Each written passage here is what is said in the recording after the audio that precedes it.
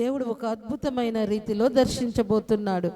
గత రాత్రి మరి దాదాపు ప్రభు మహాకృపను బట్టి 12 వరకు కృతజ్ఞతాస్తుతులు చెల్లించి మాసము ముగింపులో నూతన మాసములో తిరిగి ప్రభువును ఆరాధించే కృప మనము కలిగి ఉన్నామంటే ఇది దేవుని దయ, దేవుని యొక్క కృప.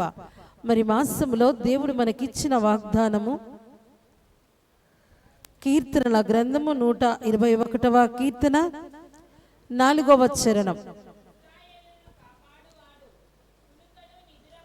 చాలు. ఈ నెల వాగ్దానం ఏంటి అంటే ఇశ్రాయేలును కాపాడువాడు కునుకడు నిద్రపోడు. మన దేవుడు మనలను కాపాడువాడు ఎవరు అంట? కునుకడు నిద్రపోడు. కునుకక నిద్రపోక రెయ్యింబగళ్ళు మనలను మన కుటుంబాలను కాచే దేవుడు. మరి మాసములో ఎలాంటి ఇబ్బందులు, ఎలాంటి అవసరతలు, ఎలాంటి పరిస్థితులు ఎదురైనా జ్ఞాపకం ఉంచుకొనవలసింది, నన్ను కాపాడే దేవుడు కునుకడు నిద్రపోడు. కునుకక ఇశ్రాయేలులను కాపాడే దేవుడు కునుకడు నిద్రపోడు. ఆ దేవుడు నా దేవుడు కాబట్టి నేను ధైర్యముగా ముందుకు సాగుతాను అని, నా దేవుడు నన్ను కాపాడుతాడు అన్న ధైర్యముతో, విశ్వాసముతో, నిరీక్షణతో ముందుకు సాగవలసిన వారమై ఉన్నాము. మరి ఈ మాట దేవుడు చెప్పినప్పటికీ భయములో, అభద్రతలో నీవు జీవించుట వలన ప్రయోజనము లేదు. ఒక ధైర్యం. ఏ ధైర్యం? దేవుని మాట మన ధైర్యం. మన ధైర్యం ఏంటి? మన దేవుడే మన ధైర్యం. ఆయన నా కాపరి అయినందున నాకు ధైర్యముగా ఉన్నది. అది చెప్పేవారముగా కాక నమ్మేవారముగా మనం ఉండాలి. ఎలా ఉండాలి? నమ్మేవారముగా మనము ఉండాలి. ఒక క్రైస్తవుడి జీవితము ఈత కొట్టడం, స్విమ్మింగ్ పూల్లో ఈత కొట్టడం లాంటిది. ఈ స్విమ్మింగ్ పూల్ మరి ఆ వాటర్ ముందు నిలబడి లేక గడ్డు పైన నిలబడి ఆ సైడ్కి వెళ్ళు, ఈ సైడ్కి వెళ్ళు, ఇలా జరుగు అంటే రాదు ఈత. ఒక నీటిలోనికి దిగి ఈదగలిగినప్పుడు ఆ స్విమ్మింగ్ పూల్లో నీవు నీటిలో దిగి మొదటగా ఏం చేయాలా? దిగాలి. రెండవదిగా ఈదాలి. ఒక క్రైస్తవుడి యొక్క ఆ ఉద్దేశం ఎలా ఉండాలి అంటే దేవుని నమ్మాలి. నమ్మిన నీవు ఆధారపడాలి. ఆధారపడినప్పుడు ఆశ్చర్య కార్యములు చేయగలిగిన దేవుడు. ఎలాంటి ఇబ్బంది అయినా, ఎలాంటి పరిస్థితి అయినా, ఎంత సంతోషమైనా నా దేవుడు నన్ను కాపాడుతాడు, నా దేవుడు నా పక్షముకున్నాడు, నా దేవుడు నాతో ఉంటాడు. ఈ మహా హృదయములో ఉంచుకొని నోటితో పలికి ముందుకు సాగవలసిన వారమై ఉన్న గత రాత్రి దేవుడు మరి ఒక అద్భుతమైన రీతిలో మాట్లాడాడు.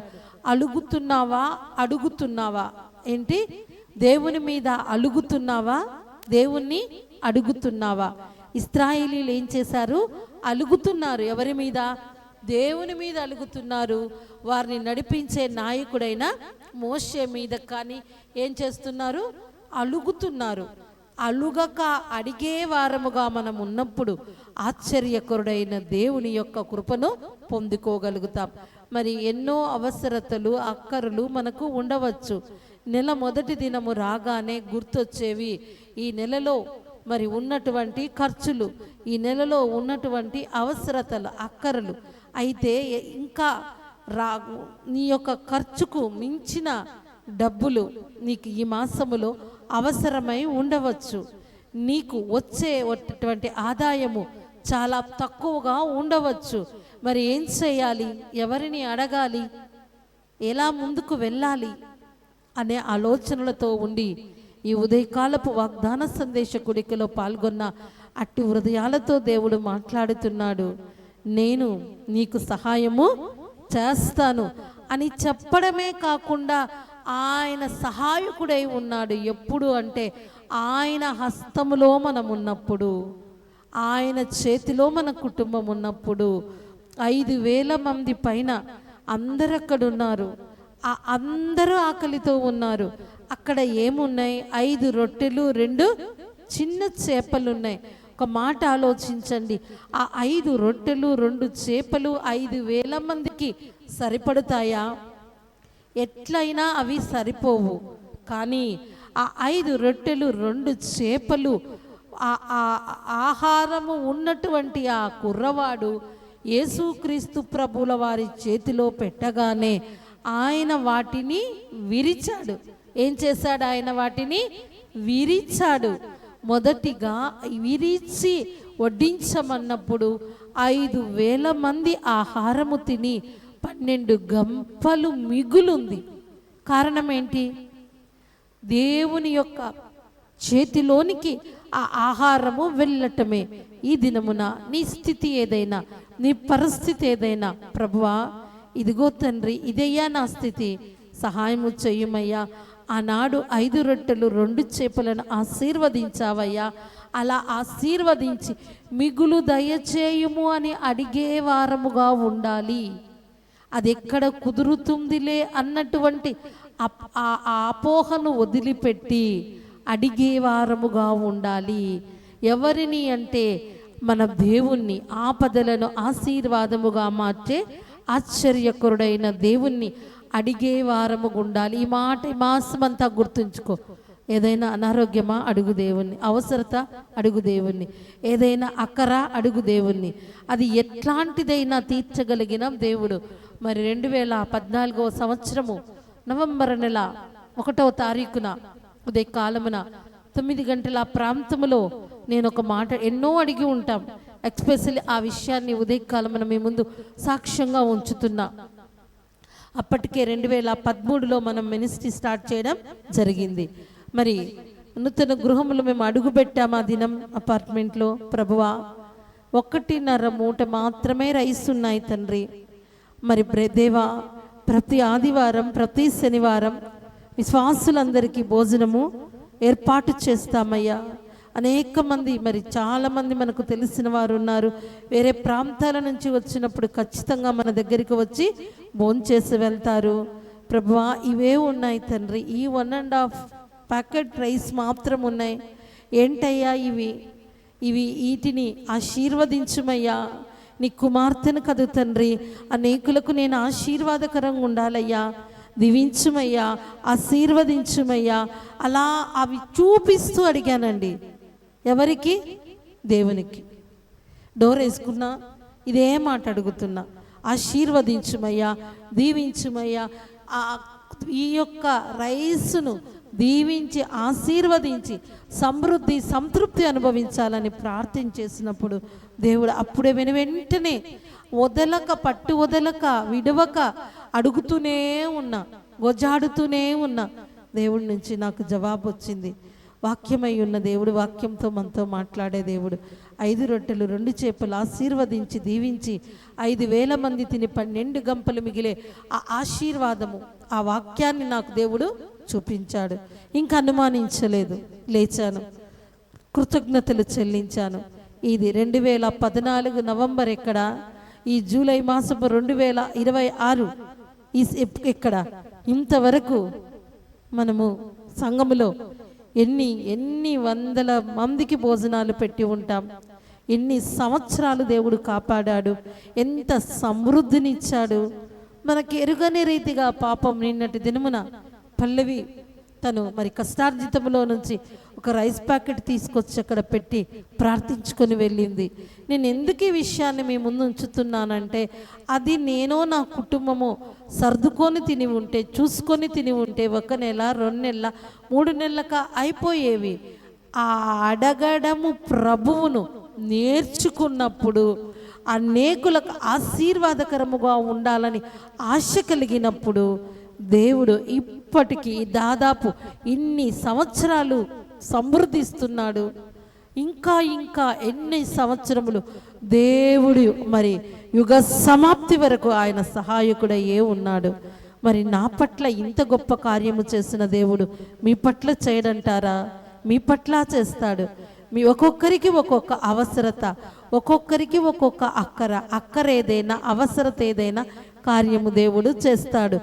ఇశ్రాయేలీయులను ఎర్ర సముద్రాన్ని పాయలుగా చేసి నడిపించిన దేవుడు ఈ మాటలు వింటున్న నీ జీవితంలో ఎంతటి సమస్యనైనా ఆయన దాటించగలుటకు సిద్ధ మనస్కుడు. ఆమేన్. ఆయన అలనాడు ఇశ్రాయేలుల పక్షముగా కార్యము చేసిన దేవుడు ఈనాడు నా పక్షముగా నా జీవితంలో ఎంతటి కార్యమైనా చేస్తాడని నువ్వు నమ్మటమే దేవుణ్ణి ప్రేమించటం. నమ్మక దిక్కులేని వారుగా, ఆదరణ లేని వారిగా ఉండటము దౌర్భాగ్యం. అలా ఉండకూడదు. ఎందుకంటే మన దేవుడు విడిచేవాడు కాదు, వదిలేవాడు కాదు. ఆపద కలిగినప్పుడు ఆపదలో నమ్ముకోదగిన మన సహాయకుడు.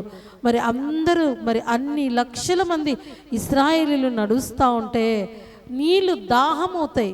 ఎక్కడున్నాయి? ఏ మోటార్సు, ఏ ట్యాప్స్, ఏ ట్యాంకులు ఏమీ లేవు.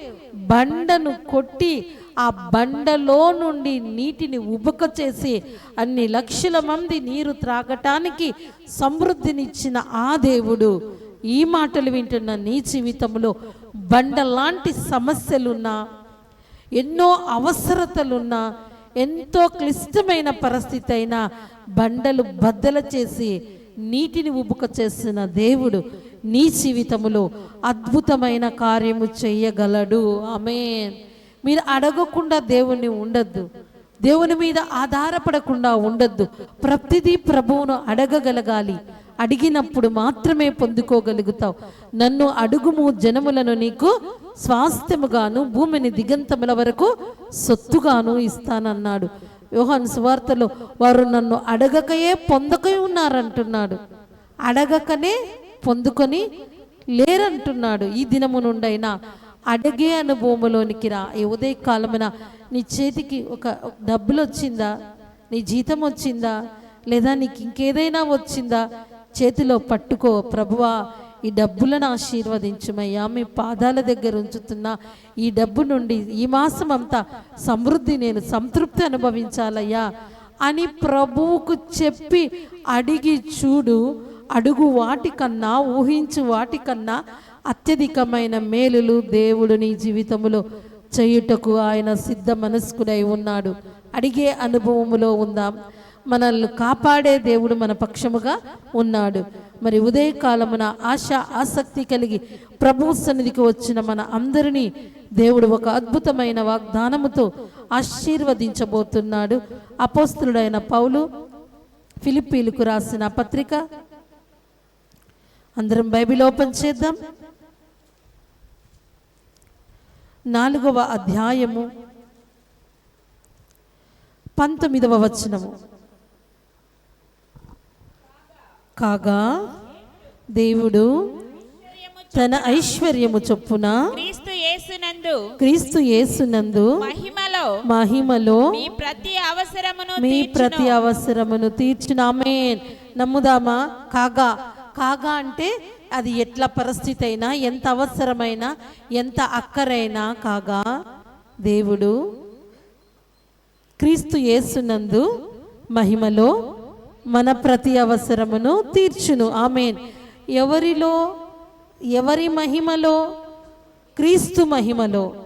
ఆయన మహిమైశ్వర్యము చొప్పున మహోన్నతుడైన దేవుడు ఆకాశ తూములను విప్పి పట్టరాని దివ్యాశీర్వాదాలు కురిపిస్తాడు.